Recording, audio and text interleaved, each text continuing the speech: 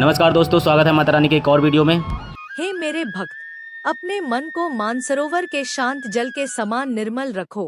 संसार की लहरें तुम्हें छू सकती हैं, लेकिन तुम्हारे भीतर की शांति को तुमसे कोई नहीं छीन सकता।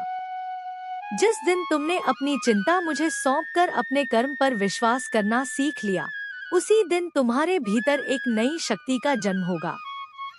दुख से घबराकर अपने मार्ग को मत छोड़ना, क्योंकि अंधेरी रात के बाद ही प्रकाश का महत्व सबसे अधिक समझ आता है।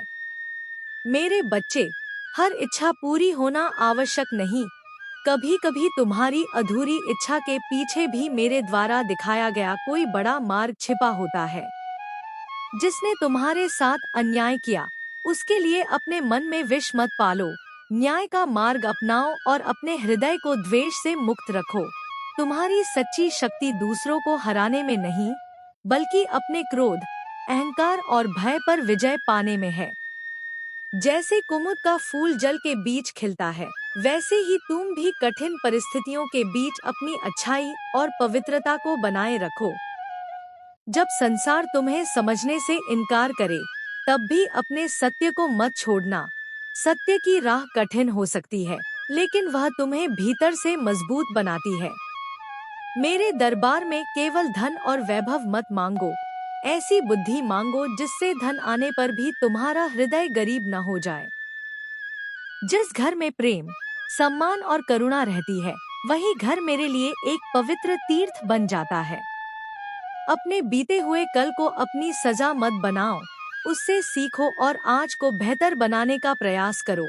तुम्हारे जीवन में जो कुछ टूट गया है, उसे देखकर निराश मत हो।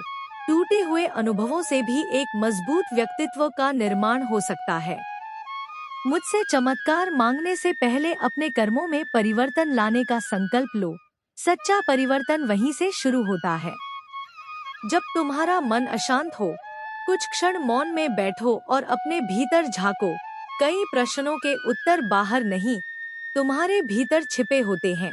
मेरी भक्ति केवल मंदिर तक सीमित मत रखो। किसी दुखी के चेहरे पर मुस्कान लाना भी मेरी पूजा है। जिस दिन तुम किसी की सफलता देखकर ईर्ष्या के स्थान पर प्रसन्न होना सीख जाओगे, उस दिन तुम्हारा अपना मन भी समृद्ध हो जाएगा। अपनी कठिनाइयों को अपनी कमजोरी मत समझो। कई बार वही कठिनाइयां तुम्हें उस शक्ति से परिचित कराती हैं, जिसे तुम अपने भीतर पहचानते ही नहीं थे। मेरा आशीर्वाद केवल तुम्हारे मार्ग को आसान करना नहीं, बल्कि तुम्हें इतना मजबूत बनाना भी है कि कठिन मार्ग पर चलने से तुम डरोगे नहीं। अपने माता पिता, परिवार और उन लोगों का सम्मान करो जिन्होंने कठिन समय में तुम्हारा साथ दिया। कृतज्ञता भी भक्ति का एक रूप है। हे भक्त, याद रखो, तुम्हारा सबसे बड़ा तीर्थ तुम्हारा निर्मल हृदय है और तुम्हारी सबसे बड़ी पूजा तुम्हारे अच्छे कर्म है। हे मेरे बच्चे, जब जीवन की लहरें तुम्हें बार बार गिराएं, तब मानसरोवर के शांत जल को स्मरण करना और अपने मन से कहना, मैं परिस्थितियों से बड़ा हूँ। मेरा विश्वास मेरे भय से बड़ा है और मेरी आशा मेरी निराशा से बड़ी है। तुम अपने कर्म करते रहो, अपने हृदय को निर्मल रखो और दूसरों के लिए करुणा बनाए रखो। जिस शांति की तलाश तुम संसार में कर रहे हो, उसका एक दीपक तुम्हारे अपने हृदय में भी जल रहा है। उसे चिंता, क्रोध और अहंकार की आंधी से बुझने मत देना। हिमालय की ऊंची पर्वत श्रृंखलाओं के बीच, जहां धरती और आकाश एक दूसरे के अत्यंत निकट दिखाई देते हैं, जहां बर्फ से ढकी चोटियां सूर्य की पहली किरण पड़ते ही सुनहरी आभा से चमक उठती हैं, जहां हवा में पर्वतों की शीतलता और सदियों पुरानी तपस्या की कल्पना एक साथ महसूस होती है, उसी महान हिमालयी धार्मिक भूदृश्य से जुड़ा है मानसरोवर। और इसी मानसरोवर के दक्षिण भाग को देवी भागवत से संबद्ध 108 पीठों की परंपरा में माँ कुमुदा का पवित्र स्थान बताया गया है। यह कोई सामान्य नाम नहीं है, क्योंकि 108 पीठों की इस सूची में प्रत्येक स्थान को देवी के एक विशेष नाम से जोड़ा गया है और दक्षिण मानसरोवर के लिए दिया गया नाम है कुमुदा। जब हम माँ कुमुदा की चर्चा करते हैं, तो सबसे पहले यह समझना आवश्यक है कि हमारे सामने दो अलग अलग स्तर हैं। पहला स्तर है ग्रंथीय प्रमाण, जहां देवी भागवत की पीठ परंपरा दक्षिण मानसरोवर में कुमुदा का उल्लेख करती है।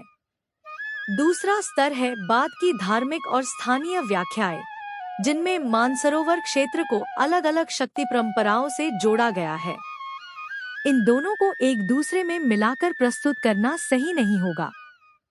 इसलिए इस पूरी कथा में जहाँ प्राचीन ग्रंथ का उल्लेख है, वहाँ हम उसे उसी रूप में रखेंगे, और जहाँ आधुनिक परंपरा या प्रतीकात्मक व्याख्या है, वहाँ उसे उसी रूप में समझेंगे।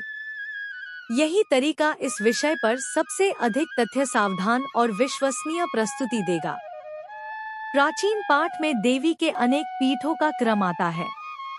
वाराणसी में विशालाक्षी, नैमिषारण्य में लिंगधारिणी, प्रयाग में ललिता, गंधमादन में कामुकी और उसके बाद मानस क्षेत्र में कुमुदा का उल्लेख किया जाता है। एक प्रकाशित अनुवाद में इसे स्पष्ट रूप से साउथ ऑफ लेक मनसा, कुमुदा के रूप में प्रस्तुत किया गया है।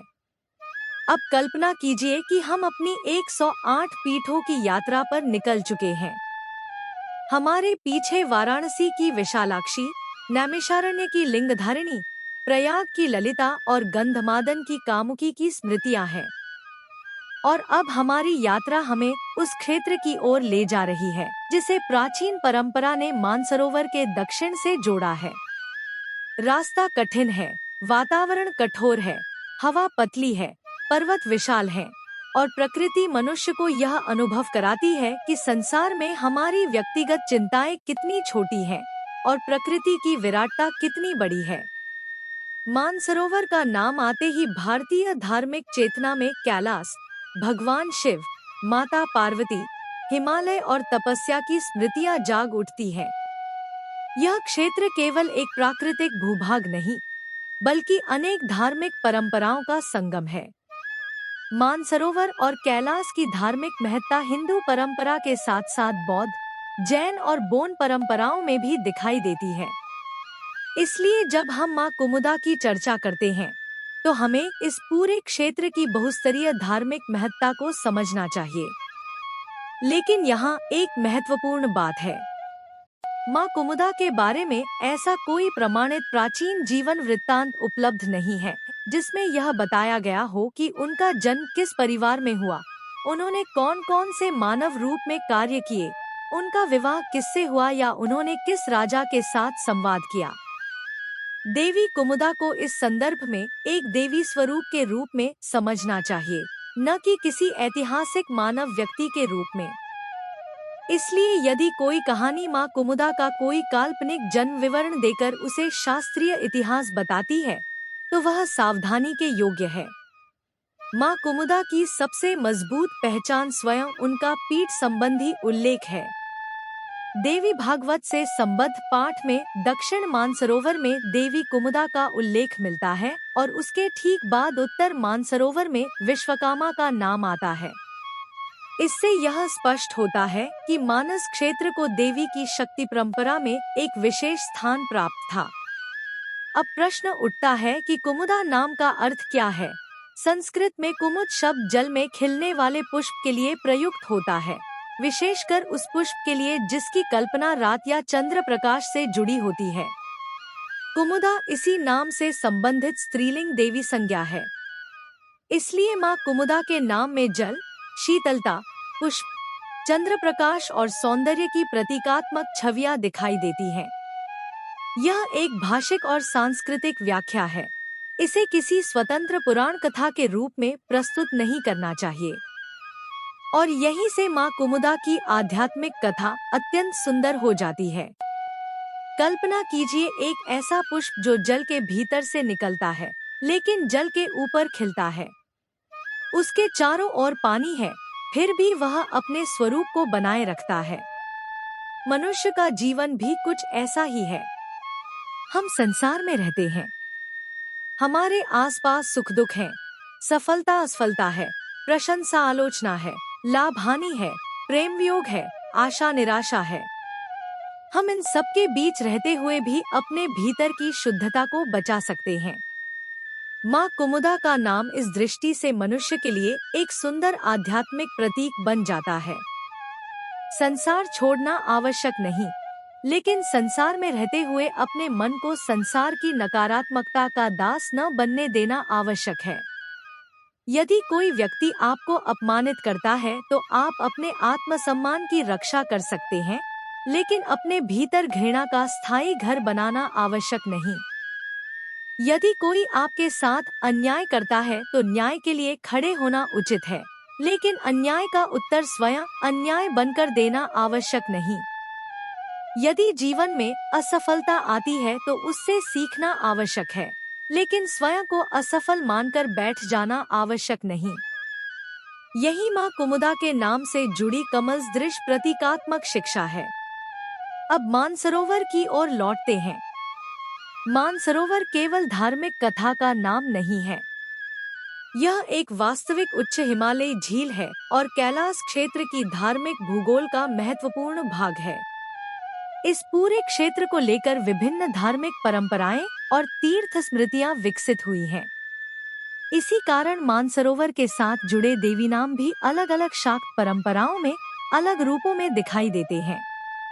एक स्रोत देवी भागवत की 108 पीठ सूची में दक्षिण मानसरोवर की कुमुदा को रखता है, जबकि दूसरी परंपराएं मानस पीठ से अलग देवी नाम जोड़ती हैं। इस अंतर को छिपाना नहीं चाहिए, बल्कि यही आपकी वीडियो की विशेषता बन सकती है। आप अपने दर्शकों से कह सकते हैं, ध्यान रखें कि भारत की शक्तिपीठ परंपरा एक ही ग्रंथ में सीमित नहीं है। विभिन्न शाक्त ग्रंथों, पुराणीय परंपराओं और क्षेत्रीय मान्यताओं में पीठों की संख्या, देवी नाम और स्थानों के विवरण में अंतर मिलता है। हमारी इस कड़ी में हम विशेष रूप से देवी भागवत से संबद्ध 108 पीठ परंपरा में वर्णित दक्षिण मानसरोवर की मां कुमुदा का अध्ययन कर रहे हैं। यह वाक्य आपकी पूरी प्रस्तुति को अधिक तथ्यात्मक बना देगा। अब कल्पना कीजिए कि कोई साधक मानसरोवर की ओर देख रहा है। चारों ओर विशाल पर्वत है, सामने जल का विस्तार है, हवा में शीतलता है। उसके मन में वर्षों की थकान है। उसने अपने जीवन में बहुत कुछ देखा है। शायद उसने अपनों को खोया है, शायद उसके सपने टूटे हैं, शायद उसे सफलता मिली है लेकिन मन को शांति नहीं मिली। शायद उसके पास धन है लेकिन संतोष नहीं। शायद उसके पास परिवार है लेकिन संवाद नहीं।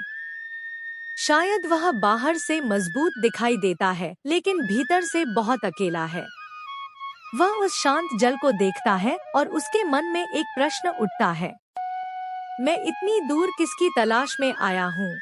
और शायद उसी क्षण उसे समझ आता है कि जिस शांति की तलाश वह हजारों किलोमीटर दूर कर रहा था, उसका एक छोटा सा द्वार उसके भीतर भी मौजूद है। यही तीर्थ का एक गहरा अर्थ है।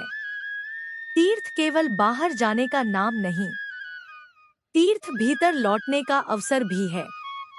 माँ कुमुदा के सामने मनुष्य अपने भीतर के उस सरोवर को देख सकता है जिसमें वर्षों से क्रोध, चिंता, भय और इच्छाओं की लहरें उठती रही हैं। यदि वह उन्हें शांत करना सीख जाए तो उसके जीवन का दृष्टिकोण बदल सकता है। यही कारण है कि धार्मिक तीर्थ यात्राएं केवल स्थान परिवर्तन नहीं होती, वे मानसिक परिवर्तन का अवसर भी बन सकती हैं। अब प्रश्न आता है कि माँ कुमुदा के दर्शन करने से क्या क्या प्रभाव होते हैं। यहाँ भी हमें बहुत सावधानी रखनी चाहिए। किसी भी देवी के दर्शन को लेकर ऐसे निश्चित चिकित्सकीय, आर्थिक या भविष्यवाणी वाले दावे करना उचित नहीं है कि दर्शन करते ही बीमारी समाप्त होगी, इतने दिनों में करोड़पति बन जाएंगे, हर शत्रु नष्ट हो जाएगा या हर मनोकामना निश्चित रूप से पूरी होगी। ऐसी बातें प्रमाणित धार्मिक तथ्य के रूप में नहीं कही जानी चाहिए, लेकिन धार्मिक आस्था के स्तर पर दर्शन से मिलने वाले आध्यात्मिक और मानसिक प्रभाव की बात की जा सकती है। भक्त को श्रद्धा मिल सकती है, मन को शांति का अनुभव हो सकता है, उसे अपने जीवन पर विचार करने का अवसर मिल सकता है, उसमें कठिन परिस्थितियों से सामना करने का विश्वास बढ़ सकता है, वह अपने जीवन में संयम और सदाचार का संकल्प ले सकता है। वह प्रकृति और ईश्वर के प्रति कृतज्ञता अनुभव कर सकता है। ये प्रभाव व्यक्ति की श्रद्धा, मानसिक स्थिति और व्यक्तिगत अनुभव पर निर्भर करते हैं।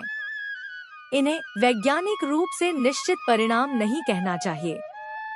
माँ कुमुदा की आराधना के संदर्भ में सबसे सुंदर प्रभाव शायद यही है कि मनुष्य अपनी इच्छाओं से आगे बढ़कर अपने चरित्र के बारे में सोचने लगे। वह पूछे, मैं कैसा मनुष्य बनना चाहता हूँ? क्या मैं अपने माता पिता का सम्मान करता हूँ? क्या मैं अपने परिवार के प्रति ईमानदार हूँ? क्या मैं किसी को अनावश्यक पीड़ा देता हूँ? क्या मैं अपने कर्मों की जिम्मेदारी लेता हूँ? क्या मैं प्रकृति का सम्मान करता हूँ? क्या मैं सफलता मिलने पर दूसरों को छोटा समझने लगता हूँ? क्या असफलता आने पर स्वयं को समाप्त मान लेता हूँ? यदि देवी की आराधना इन प्रश्नों को हमारे भीतर जन्म देती है, तो वह स्वयं एक महत्वपूर्ण आध्यात्मिक प्रभाव है। अब माँ कुमुदा की कथा को सती की व्यापक शक्ति परंपरा के संदर्भ में समझते हैं। शाक्त परंपरा में देवी सती की कथा अत्यंत प्रसिद्ध है। दक्ष प्रजापति के यज्ञ, सती का आत्मदाह, भगवान शिव का दोहक और उसके बाद विष्णु द्वारा सती के शरीर को खंडित किए जाने की कथा से अनेक शक्तिपीठों की धार्मिक परंपरा जोड़ी जाती है। लेकिन यहाँ एक बहुत महत्वपूर्ण बात है। 108 पीठों की देवी भागवत सूची और 51/52 या अन्य प्रसिद्ध शक्तिपीठ सूचियाँ एक ही सूची नहीं है। इसलिए माँ कुमुदा के बारे में यह दावा करना कि सती का अमुक अंग निश्चित रूप से दक्षिण मानसरोवर में गिरा था, तभी करना चाहिए जब हम जिस विशेष ग्रंथ परंपरा का उल्लेख कर रहे हैं, उसमें वह बात स्पष्ट रूप से दी गई हो। उपलब्ध देवी भागवताधारित 108 सूची का मुख्य जोर स्थान और देवी के नाम पर है। आधुनिक प्रकाशित सूची में भी 5वां नाम दक्षिण मानसरोवर कुमुदा दिया गया है। इसलिए हमारी कथा में माँ कुमुदा का सबसे मजबूत आधार है दक्षिण मानसरोवर, और देवी का नाम है कुमुदा। यही दो तथ्य हमारी कहानी का केंद्र होने चाहिए। अब हम माँ कुमुदा के नाम में छिपी एक और सुंदर भावना को समझते हैं। रात्रि का कुमुद पुष्प चंद्रमा की शीतलता से जुड़ा हुआ माना जाता है। सूर्य की तीव्रता में जो कुछ दिखाई नहीं देता, वह चंद्रमा की कोमल रोशनी में भी दिखाई दे सकता है। मनुष्य का जीवन भी ऐसा ही है। हर समस्या का समाधान शक्ति के प्रदर्शन से नहीं होता। कभी कभी समाधान शांति से आता है, कभी उत्तर मौन से मिलता है, कभी किसी से बहस करने की जगह उसे समझने से समस्या समाप्त होती है, कभी किसी को हराने की जगह स्वयं के क्रोध को हराना अधिक बड़ी विजय होती है। माँ कुमुदा के नाम को इसी कोमल शक्ति का प्रतीक मानकर देखा जा सकता है। यह शक्ति कमजोर नहीं है। यह ऐसी शक्ति है जो शोर नहीं करती लेकिन भीतर परिवर्तन लाती है। हिमालय भी ऐसा ही है। वह स्वयं घोषणा नहीं करता कि वह महान है। वह बस खड़ा रहता है। सदियों से, युगों से, मौसम बदलते रहे, राज्य बदले, सभ्यताएं बदली, लोग आए और चले गए, लेकिन पर्वत अपनी जगह खड़े रहे। यही स्थिरता साधक को भी प्रेरित कर सकती है। जीवन में परिस्थितियां बदलेंगी, लोग बदलेंगे, समय बदलेगा, लेकिन अपने मूल मूल्य मत बदलो। सत्य, करुणा, संयम, ईमानदारी, श्रद्धा और विवेक। माँ कुमुदा की आराधना को इस दृष्टि से समझने पर यह केवल किसी दूरस्थ पीठ का वर्णन नहीं रह जाता। यह जीवन जीने की एक शिक्षा बन जाता है। अब बात करते हैं माँ कुमुदा के दर्शन की परंपरा की। चूंकि दक्षिण मानसरोवर क्षेत्र अत्यंत दुर्गम और विशेष परिस्थितियों वाला क्षेत्र है, इसलिए इसे सामान्य नगर मंदिर की तरह समझना उचित नहीं। उपलब्ध स्रोतों में मानसरोवर से जुड़े शक्तिपीठ की सटीक भौतिक पहचान और उपासना स्थल को लेकर भी मतभेद दर्ज हैं। कुछ आधुनिक स्रोत मानसरोवर क्षेत्र में प्राकृतिक शिला या प्रतीकात्मक स्थल की चर्चा करते हैं, लेकिन इन्हें प्राचीन देवी भागवत के स्पष्ट मंदिर विवरण के रूप में प्रस्तुत नहीं किया जाना चाहिए। इसलिए यदि आपका वीडियो दर्शकों को तीर्थ यात्रा के लिए प्रेरित करता है, तो यात्रा से पहले वर्तमान प्रशासनिक नियम, अनुमति, मौसम, स्वास्थ्य और आधिकारिक यात्रा दिशा निर्देशों की जानकारी लेना आवश्यक है। धार्मिक भावना अपनी जगह है, लेकिन हिमालय क्षेत्र की भौगोलिक कठिनाइयों और यात्रा नियमों का सम्मान करना भी उतना ही आवश्यक है। अब माँ कुमुदा के दर्शन का सबसे सुंदर आध्यात्मिक रूप सोचिए। एक भक्त आंखें बंद करता है, वह माँ की कल्पना करता है। वह किसी चमत्कार की मांग नहीं करता, वह केवल कहता है, माँ, मेरे भीतर जो अशांति है उसे पहचानने की बुद्धि दो। मेरे भीतर जो अहंकार है उसे कम करो। मेरी गलतियों को स्वीकार करने का साहस दो। मुझे दूसरों को क्षमा करने की शक्ति दो। लेकिन जहाँ अन्याय हो वहाँ सही बात के लिए खड़े होने का साहस भी दो।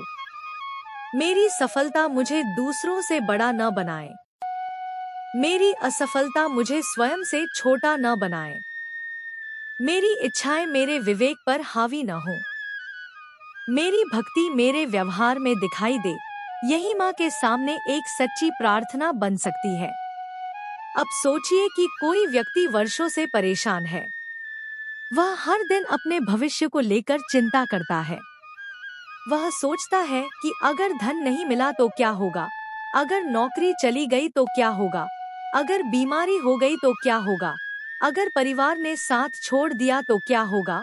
ऐसे व्यक्ति के लिए माँ कुमुदा का आध्यात्मिक संदेश यह नहीं है कि तुम्हारे जीवन में कभी कठिनाई नहीं आएगी, बल्कि यह हो सकता है कठिनाई आएगी तो भी तुम उसे पार करने की शक्ति अपने भीतर विकसित कर सकते हो। यह अंतर बहुत महत्वपूर्ण है। भक्ति का उद्देश्य हमेशा कठिनाई को समाप्त करना नहीं होता। कभी कभी भक्ति मनुष्य को कठिनाई से गुजरने योग्य बना देती है। माँ कुमुदा और मनोकामना के दरबार में मनोकामना लेकर जाना भारतीय भक्ति परंपरा का सामान्य भाव है। लेकिन मनोकामना का अर्थ केवल धन, नौकरी, विवाह या संपत्ति नहीं होना चाहिए। एक भक्त यह भी मांग सकता है, मुझे सही निर्णय लेने की बुद्धि मिले, मेरे परिवार में प्रेम रहे, मेरे माता पिता स्वस्थ और प्रसन्न रहें, मेरे बच्चों में संस्कार रहें, मेरे कर्म किसी के लिए हानिकारक न हो, मुझे अपनी गलतियां समझने की क्षमता मिले, मुझे क्रोध पर नियंत्रण मिले, मुझे भय से मुक्त होने की शक्ति मिले, मुझे सत्य के रास्ते पर चलने का साहस मिले। ऐसी मनोकामनाएं व्यक्ति के चरित्र को मजबूत करती हैं। क्या माँ कुमुदा की पूजा से पाप निश्चित रूप से नष्ट हो जाते हैं? यह प्रश्न भी महत्वपूर्ण है। देवी पीठों की महिमा का वर्णन करने वाली धार्मिक परंपराओं में देवी के नाम, दर्शन और पूजा को अत्यंत पुण्यकारी बताया जाता है। एक संबंधित पाठ परंपरा में 108 देवी स्थानों के श्रवण और दर्शन की धार्मिक महिमा का वर्णन मिलता है। लेकिन इसका अर्थ यह नहीं निकालना चाहिए कि कोई व्यक्ति जानबूझकर गलत कर्म करता रहे और फिर केवल तीर्थ दर्शन करके अपने सभी कर्मों की जिम्मेदारी से मुक्त हो जाए। धर्म का व्यापक सिद्धांत कर्म और आचरण से जुड़ा है। यदि कोई व्यक्ति माँ के दर्शन के बाद भी छल, हिंसा, धोखा और अन्याय करता रहे तो केवल बाहरी यात्रा उसके जीवन में वास्तविक परिवर्तन नहीं ला सकती। इसलिए तीर्थ का सबसे बड़ा लाभ यह हो सकता है कि मनुष्य अपने जीवन को बदलने का संकल्प करे। माँ कुमुदा और महिलाओं की शक्ति देवी परंपरा का एक महत्वपूर्ण संदेश स्त्री शक्ति की प्रतिष्ठा भी है। आदिशक्ति को सृष्टि की मूल ऊर्जा के रूप में देखा जाता है। माँ के अनेक नाम हैं। वह करुणा है, वह शक्ति है, वह ज्ञान है, वह समृद्धि है, वह रक्षा है, वह विनाश और पुनर्सृजन की शक्ति भी है। माँ कुमुदा इसी व्यापक देवी परंपरा का एक नाम है। इसलिए इस कथा को केवल किसी एक तीर्थ की कहानी समझने के बजाय देवी तत्व की व्यापक भारतीय अवधारणा के एक रूप के रूप में समझा जा सकता है। माँ कुमुदा और प्रकृति की रक्षा आज के समय में इस विषय का एक आधुनिक संदेश भी है। यदि हम हिमालय को पवित्र मानते हैं, तो हमें उसकी रक्षा भी करनी चाहिए। यदि हम मानसरोवर को पवित्र मानते हैं, तो जल की पवित्रता का सम्मान भी करना चाहिए। यदि हम पर्वत को देवभूमि कहते हैं, तो पर्वत पर कचरा फेंकना हमारी अपनी धार्मिक भावना के विपरीत है। यदि हम नदी को माँ कहते हैं, तो नदी को प्रदूषित करना हमारी पूजा की भावना के विरुद्ध है। इसलिए माँ कुमुदा की कथा का एक आधुनिक संकल्प यह हो सकता है, तीर्थ की रक्षा ही तीर्थ के प्रति श्रद्धा है। माँ कुमुदा और आंतरिक तीर्थ। मनुष्य अक्सर सोचता है कि ईश्वर तक पहुँचने के लिए बहुत दूर जाना पड़ेगा, लेकिन भारतीय दर्शन बार बार मनुष्य को अपने भीतर देखने की प्रेरणा देता है। मानसरोवर बाहर है, लेकिन मन का मानसरोवर भीतर भी हो सकता है। बाहर के जल में पर्वत का प्रतिबिंब दिखाई देता है, भीतर के मन में हमारे कर्मों का प्रतिबिंब दिखाई देता है। बाहर का जल गंदा हो तो प्रतिबिंब अस्पष्ट हो जाता है, भीतर का मन अशांत हो तो जीवन की दिशा अस्पष्ट हो जाती है। इसलिए माँ कुमुदा की आराधना को भीतर की सफाई से जोड़ना अत्यंत सुंदर आध्यात्मिक दृष्टिकोण है। माँ कुमुदा के दर्शन के संभावित आध्यात्मिक प्रभाव। पहला प्रभाव हो सकता है मन की शांति, दूसरा आत्मचिंतन, तीसरा श्रद्धा की गहराई, चौथा कठिन परिस्थितियों के प्रति धैर्य, पांचवा प्रकृति के प्रति सम्मान, छठा अपने कर्मों की समीक्षा, सातवां अहंकार में कमी, आठवां कृतज्ञता की भावना। लेकिन इन सभी को व्यक्तिगत और आध्यात्मिक अनुभव के रूप में ही समझना चाहिए, निश्चित वैज्ञानिक परिणाम के रूप में नहीं। माँ कुमुदा की आराधना कैसे करें? यदि कोई व्यक्ति दूर रहकर माँ कुमुदा का स्मरण करना चाहता है, तो किसी विशेष चमत्कारी विधि का दावा करने की आवश्यकता नहीं।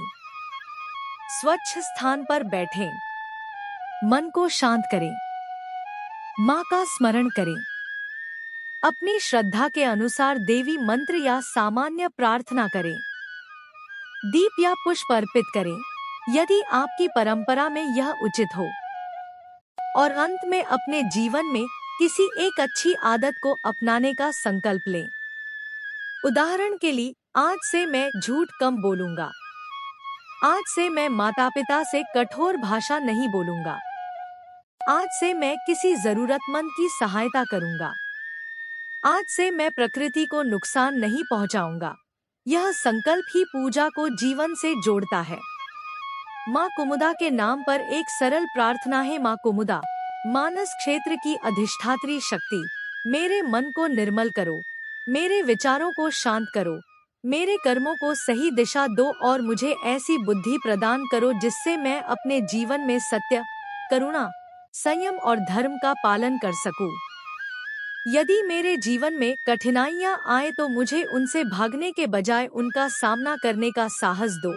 यदि मुझे सफलता मिले तो मुझे अहंकार से बचाओ, यदि मुझे असफलता मिले तो मुझे निराशा से बचाओ, और यदि मुझे सुख मिले तो मुझे कृतज्ञ बनाओ। हे माँ, मेरी केवल इच्छाएं पूरी करने की नहीं, बल्कि अपनी इच्छाओं को सही दिशा में रखने की बुद्धि भी प्रदान करो। अंतिम निष्कर्ष। दक्षिण मानसरोवर की माँ कुमुदा की कथा हमें किसी एक राजमहल, किसी एक युद्ध, किसी एक ऐतिहासिक व्यक्ति या किसी एक मंदिर की कहानी नहीं सुनाती। इसका सबसे मजबूत आधार एक प्राचीन देवीपीठ परंपरा है, जिसमें मानस क्षेत्र में देवी के एक स्वरूप को कुमुदा नाम से स्मरण किया गया है। देवी भागवत से संबंधित 108 पीठों की सूची में दक्षिण मानसरोवर के लिए कुमुदा और उत्तर मानसरोवर के लिए विश्वकामा का उल्लेख मिलता है। इसलिए माँ कुमुदा की पूरी जीवन गाथा को किसी मानव देवी की जन्म से मृत्यु तक की काल्पनिक जीवनी के रूप में लिखना शास्त्रीय रूप से सही नहीं होगा। माँ कुमुदा को देवी स्वरूप के रूप में समझना अधिक उचित है और उनकी कथा को मानसरोवर, हिमालय, शक्ति परंपरा, मन की निर्मलता, साधना, प्रकृति और आत्मचिंतन के साथ जोड़कर प्रस्तुत करना तथ्यात्मक रूप से अधिक सुरक्षित है। और इस पूरी कथा का सार यदि एक ही बात में कहना हो तो वह यह है, जिस प्रकार शांत जल में आकाश का प्रतिबिंब स्पष्ट दिखाई देता है, उसी प्रकार शांत और निर्मल मन में जीवन का सत्य अधिक स्पष्ट दिखाई देता है। माँ कुमुदा की स्मृति हमें इसी आंतरिक निर्मलता, धैर्य और शक्ति की ओर प्रेरित करती है। जय माँ कुमुदा, जय माँ भगवती, जय आदिशक्ति, जय माता दी। दोस्तों वीडियो अच्छी लगी हो तो लाइक करें, शेयर करें और कमेंट करें। कमेंट में जय माता दी जरूर लिखें दोस्तों।